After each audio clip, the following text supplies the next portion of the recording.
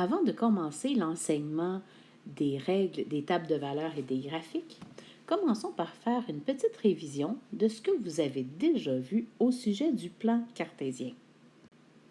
Tout d'abord, l'axe horizontal est l'axe des X. On l'appelle aussi abscisse. L'axe vertical est l'axe des Y. On l'appelle aussi ordonnée. Vous remarquez qu'il n'y a qu'une flèche en haut et une flèche à droite. On n'a pas des flèches partout, c'est pas une rose des vents.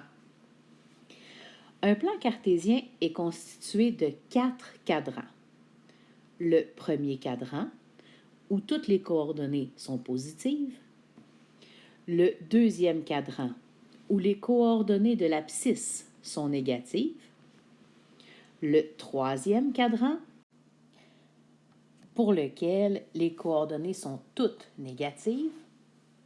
Et le quatrième cadran, pour lequel seulement l'ordonnée est négative. Il y a un point spécial qui existe à la jonction des deux axes qui s'appelle l'origine. À ce point-là, l'abscisse est égale à 0, l'ordonnée est aussi égale à 0. Dans un plan cartésien, on peut trouver des points ayant différentes coordonnées. Le point A, le B, le C, le D et le E. Voyons comment on peut écrire les coordonnées de chacun de ces points. Le point A, tout d'abord.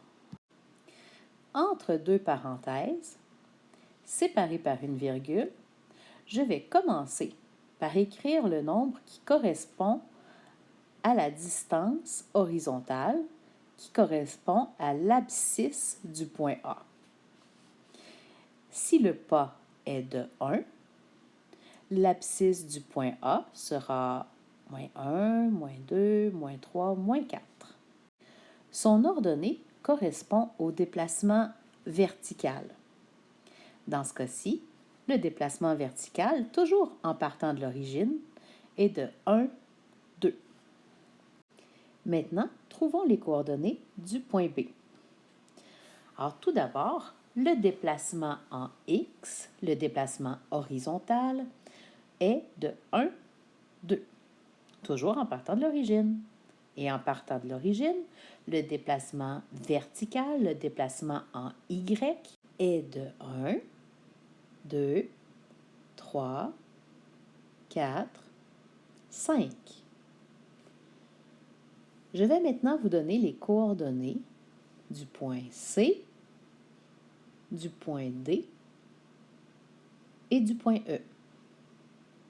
Je vous fais remarquer que la première coordonnée que j'ai toujours écrite est la coordonnée des X, l'abscisse, la coordonnée qui est horizontale, et que la deuxième que j'ai toujours écrite est la coordonnée du Y, la coordonnée verticale, celle des ordonnées.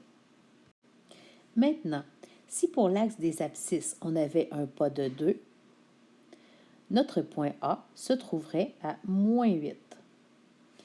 Si pour l'axe des ordonnées, on avait 3, la coordonnée en Y de notre point A aurait été de 6.